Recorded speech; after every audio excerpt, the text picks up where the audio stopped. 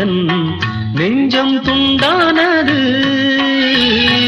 காணாத அன்பை நான் இன்று கண்டேன், காயங்கள் எல்லாம் பூவாக. காமங்கள் ஒன்றே என் காதல் அல்ல, கண்டேனே உன்னை தாயாக.